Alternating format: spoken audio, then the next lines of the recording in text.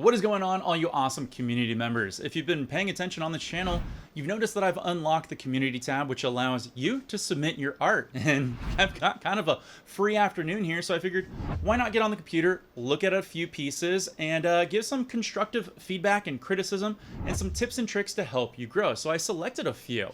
And if you enjoy what we're going to do here, you know what? I think I'm going to try to make this a monthly thing. At the end of the month, I'll grab all the past month and we'll do a review here. And if you're interested in getting one of yours reviewed, you can go to the community tab, submit your artwork, put like a title and give me a little bit of a definition of what the artwork is about or what you used or what you struggled with. And then we'll see if it makes it on the channel here. Channel members get first pick. So if you're interested in helping out my channel, consider becoming a member. But let's dive right into the artwork. All right, up first we have a painting from Paul H. Thomas 2161. And he wrote, "This is my latest, an infinity pool overlooking the Atlantic Ocean in Tenerife." At least I think that's how you say it, Tenerife. Hopefully I got close.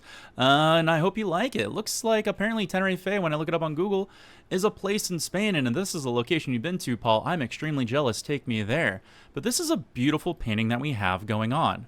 All right, let's give some constructive criticism and feedback. Overall, I really like this painting here. However, when we convert it to grayscale, you're going to notice that it's actually extremely flat. There's not much contrast other than this back island or mountain, the trees, and the reflection shadows that it has. 90% of the painting is actually relatively flat, and we can correct that pretty easily, actually. All you need to do is just add a little more color and brightness. Now remember, this is our light source, so this corner and this corner down here would be relatively bright. However, this corner and this corner would not, because it's a further distance from the light source. So there should be actually darker tones here and darker tones down here. And the cool effect that would have is that would create a vignette, which means our eye would actually be directed towards our light source, creating a focal point, creating the illusion of more depth in your painting. Since we mentioned the contrast, you would also want to carry the contrast into your water. The light source is going to cascade down here pretty quickly, as in right down here below it. So you would have a lot more water ripple lines that would reflect our light, actually, that would kick back into our sun. But as we work our way away from our light source, as in way over here, remember, there's a lot less light that's reaching over here. So there wouldn't be as many white caps. You'd want to concentrate your white caps here and then fade them out as you get away from your light source. Again, that would add a lot of focal point to the right upper side of the painting, creating a really cool, strong perspective. And depending on how this infinity pool is, sorry, so the word wrong there, you'd either want to make it still, or you could add the water where like maybe feet are kicked in and creating these ripples going across. That's very difficult to do. I actually like the stillness of this water, but to each their own. The one thing I would definitely do is generally there's a retention wall between infinity pools and then either the land mass behind it, or in this case, the water mass behind it. So I would actually create a black fluid line that goes across in whatever shape the pool is constructed in, just so it creates a layer of separation between our water back here, our water in our foreground. So that way people understand that there's something kind of separating these two out. There's not much of a definition point between here, here, here, and here, between our two water structures, if you will, other than our palm trees. So I think adding just a little ridge line would really help to separate everything out here. Now your palm trees look fantastic. I love the flow. I love the different numbers of palm fronds that you have going on, and I love the different direction. It actually looks like maybe the wind is blowing this way maybe a little bit, or maybe blowing down a little bit. It's hard to tell. I kind of like it. They just swing back and forth. It's beautiful. The only thing I would probably add to them, again, since our light source is here and it's punching from right to left, is I would add a little more darkness on the left side of each one of these palm tree trunks, just to make it look like it has more of a three-dimensional shape. Again, they look a little flat because you've got kind of the same black, black, black, and black on here going all the way through. If you had just another tone of another layer of black on top, black on top, black on top, black on top, it would really add to a wraparound 3D effect of the silhouette going on here. Your palm fronds are exceptional though. You could use a little bit of work on your ridge water lines, depending on how you want the water to flow. I don't know if the water's flowing this way. I don't know if the channel's open that way, or if it's actually flowing towards us in the perspective. But think about that when you drag your palette knife across. And then adding a few more water sheen lines in your pool would really pay off of the effect between pool water versus ocean water. Overall, I think you did a fantastic job, and I really love this. You know what I always forget to bump on my channel? My Instagram. So do me a favor and follow me on Instagram. And if you too are a painter or creator or artist, whatever you want to call yourself, don't be afraid to tag me in something that you post, because I want to see the creations that you're doing if you don't post them in my community channel. Now, on to the next one. All right, next we have up a hexagonal canvas painting, apparently, from a Clint R79. And this actually reminds me of a Bob Ross tutorial. I don't remember which one, but it's easily recognizable. We can see we've got just beautiful baby blue colors and pink skies with our singular mountain, our background foreground with some tree lines and maybe like a little landmass kicking into our lake or river, then our trees that are encapsulating on the side, as well as our foreground land. And don't think I didn't notice maybe the 700 bags of mulch here in the background, Clint. Man's into some serious landscaping. I love the colors and bold textures in this painting. All right, let's dive into constructive feedback. I first want to say your blending of colors is beautiful. You just have a silky smooth approach that I really love. However, one thing you can do to improve the blending of gradient of colors is don't be afraid to pull your color down or pull your color up into the other colors to create a beautiful natural gradient. This will look like more action is happening in your sky. Also, don't forget to blend out the bottom portions of your clouds here. That'll make it look, again, more natural, that it's anchored in the sky, that there's more atmosphere action happening. Plus, it'll give you some cool additional effects. Your mountain overall is really good. However, I would say try to stay away from natural triangles. I would say try to break it up. Yours looks more like a crown. If we were just bringing up some jags and had a few more jags up in here as we come down and across and pulled all the way out, it would look more natural for you. So don't be afraid to have a little bit of a shaky hand when putting in your mountain. Overall, your ice, I was going to say icing because that's what it looks like. Your paint breaks look pretty decent. However, I can tell you're putting a little too much pressure and not holding the knife high enough. Hold it higher, let the paint grab as you come down and across, and have light pressure. You'll get more paint breaks. If you're still not getting them, wipe off the excess paint within the mountain here and really push that color in, and then there will be more toothing exposed. Overall, your midground and foreground landscape is pretty decent. Your trees actually look good. They just need a little bit of practice. It looks like you're right-handed because when you pull to the left-hand side, it looks like you're pulling down, which is a natural movement of the right hand. I would just say practice that. They look pretty well. But I would say you do need some strong improvement when it comes to your bushes on highlights here. Remember, if our light source is technically all the way up here and it's coming down in, let's just say, an even fashion, you have to think about how your light is going to cascade down through your bushes. Highlights aren't going to be throughout the entire bush. Highlights generally sit on top of your bushes, depending on where your light source is coming from. So don't be so heavy-handed and think about how light is just only going to hit here and here.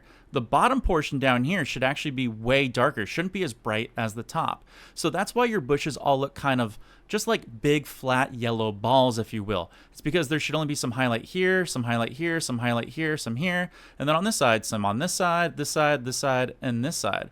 If I was to actually switch colors to this black, this should be dark on the bottom of the highlight, making it look more three-dimensional. Now, this is a common mistake a lot of brand new painters make, and I still make it sometimes too, is you have to slow down and think about how you're actually going to apply highlights. You have to think about where your light source is and how it's cascading down, and only do like one tap, stop, do one tap, stop. Literally think about how the light is passing through. Going slow on highlights is really key. I actually truly am impressed by all the artwork you guys are showing me on my channel. And I should take a moment to bump something for me, and that's gonna be my workbook here. If you've ever thought about starting to sell your art to friends, family, galleries, brick and mortar, online, you need this book right here. It has everything you need to get you started. I've done the whole journey and I share all my secrets in here. If you're interested in starting your own art selling journey, you can do me a huge favor, go down in the video description and click on the links. Those links, by the way, do help me out. Thanks for listening to my little self-promotion, because Daddy's got to grease his palm every now and then. Back to the video. All right, moving on, and we have a painting from a Karis158, and they wrote, second attempt at this one, big improvement from the first one, I think. Well, I don't have the first one in front of me, but I do love this painting here. Something about limited palette paintings are just awesome. And this one's actually a sepia tone done painting with grounding and whatnot. We've got what I can safely assume is some trees that encapsulate a riverbank that just take a nice turn around the corner, going off to who knows where. And I just love the basicness of this, because this is something that you could do like outdoor traveling and paint something really quick. So let's take a look at some creative feedback that I can give and some criticism here. The first thing I'm gonna notice is you got a dark spot here. It looks like you might have painted this on top of a gray gesso panel or maybe canvas perhaps. I would say if you're going to put down a sepia tone, put a grounding color first down across the entire painting.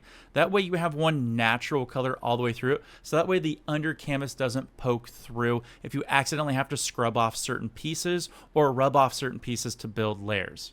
Now this painting right here is really hard to give criticism and constructive feedback on without knowing the reference image. When it comes to limited palette paintings, your friend is contrast. If we convert this to grayscale, you can see you actually have a decent amount of contrast between everything. However, there's not enough contrast to make certain elements in this painting stand out. So when you have your trees, which are a light shade of brown, and your trunks a darker shade of brown, your foreground element is also the same shade as this, which makes it really hard to differentiate between if these are reeds or bushes sticking out of here or what it is exactly. So when you do limited palette paintings, you really need to have a contrast between a lighter contrast to a mid contrast to a dark contrast to a darker contrast, because you have to think about your light source again. That's always going to be a strong element I want you to take home within everyone's paintings who watches my video.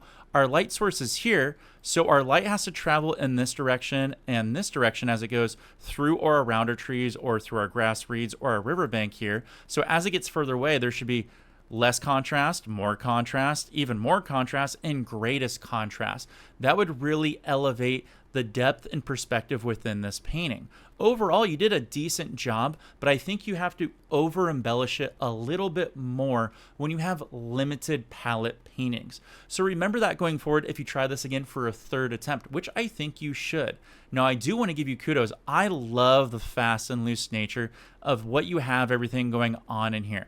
This is a very minimalistic painting, and the shapes and the structures really makes it easier for our brain to fill in the blanks of what this is. I can easily tell, we've got some trees on the left and the right, and then we've got some, reeds or bushes coming down here to the riverbank. It's very well done. I just think you just need to take a little more time on creating the elements through contrast. So slow down and really think about how you can introduce a little bit more contrast. And sometimes contrast can be even brighter spots. Remember, you're going to have bright spots where your light source is. So like add a little more brightness up here that's collecting in the highlights. You're going to have brightness that sneaks down through the riverbank here onto these bushes, and then it's slowly going to fade. So it's going to be strong highlight, medium highlight, weak highlight. And then you're going to have a really strong, stark reflection off the water here, and those can be specular highlights, creating even more contrast. So overall, you really want to think about how much contrast you can include throughout this entire painting here. I would love to see you do it one more time, but work in stages. Think about how you can introduce a light contrast, a medium contrast, and the heavy contrast throughout your entire painting, and that'll really pay dividends going forward. All right, moving on to our next one, and this is from SRTW67, and they basically wrote this is Hurricane Ellen. They took some photos of the after effects of it, and this painting was done with water mixable oils, and they even attached a reference photo. Thank you so much for the reference photo. That is how it's done. Makes it all a little bit easier for us all. All right, let's take a look at the painting from the reference photo here. And right off the bat, I just love this so much. Even when I convert this to grayscale, you can still make out a lot of the definition of the painting, which means you did a fantastic job. You've got a beautiful white, light gray, mid gray, and even dark grays down here. Great job all the way through. You did a fantastic job. I love the motion that you have going on with your sky here and how you're pushing the movement up into the clouds, and there's just a lot of action going on. You did a fantastic job following the reference photo of what you have with all the action in the sky versus your painting here. I would maybe put a few little more highlight spots in certain sections, so that way it creates just a little more separation as you work your way from light gray to medium gray to dark gray, but that's more of a creative choice, so that's completely up to you. All right, stick with me on this next tip. Sometimes when you're the painter, you have to break the rules a little bit. When you take a photograph on a overcast day like this, everything is gonna be perfectly exposed because the sunlight just comes down so evenly and gets everything just beautifully exposed properly. While this works pretty decently for a photograph, it makes everything relatively flat in nature. And that doesn't transfer well over to a painting. So sometimes you have to over embellish. So like I said on the highlights, you may want to add more to the sky in certain particular parts, but you also want to over embellish a little bit within your other elements of your painting. So maybe adding a little more contrast in your sky, at your horizon line, within your water, definitely, because your water is kind of all the same muddy, milky, gray-green tone all the way through, and you want to do it a little bit more on your sand and the wet spots versus the dry spots. Over embellishing a little bit is really going to pay dividends, taking this 2D platform into a 3-dimensional shape, which is going to really make it the next level, if you will. Now, if that's a little scary, I would say just concentrate on the water element itself. You could add just either a little more color or darker tones within the waves if you want, or perhaps on the back side of the wave, or you can do it more in the deeper part of the water, or you can even add a little bit more highlighty blue color on the shallow part. Anything that's going to give it a little more of a dimensional shape is really going to help you out. Overall, though, I can't state this enough. This is a fantastic painting. You did such a great job on your sky, the tones in what is the forthcoming storm, if you will. And I love your waves, although I wish there was a little more structure going up, but that's here nor there. It's just more of a constructive feedback, if you will. And I absolutely love the wet spots that you added on the shoreline, and then how there's dry spots. Most artists don't even think about that, and it's probably because you have this reference photo here to help you out, because you can see the wet spot and then how it's drying out, and then the dry spot here. Great job taking all of this into account. The one thing I would say is this back piece here. Sometimes, again, as the artist, you have to break the rules and eliminate things that are going to be distracting to the eye. Now, in the reference photo, this is obviously some kind of like jetty or landmass or wave break that's sticking out of the water. But you know what? It's distracting to the eye. I would just make this, just the normal water as it goes all the way across and fade it in. You don't need to add every element. You're the artist. You can choose what you want to pick and show. And sometimes taking away things that's going to distract from the eye is one of the best moves that you can do. So I would say just eliminate certain things that distract from the eye, and that'll really help you out as an artist going down the road. It just blows my mind every time I see art submitted on my channel. I can see true progression, which makes me feel good because I feel like my videos are truly helping you out. And if they are, do me a huge favor. Leave comments on my video. If you haven't subscribed, consider subscribing. Think about becoming a channel member. Or if you've just got some extra funds just laying around, hey, you can send me a little donation. I'm going to love selling out on this channel, or consider buying my book. Now, if you need any more help, you know what? I've got some videos over to the side that YouTube's going to recommend to you. And you can catch my beautiful face over there. Thank you so much for watching, and I can't wait to see you guys in the next review. So make sure to submit your art. I'll see you later. Peace. I gotta be an adult now and go do laundry. Super fun weekend.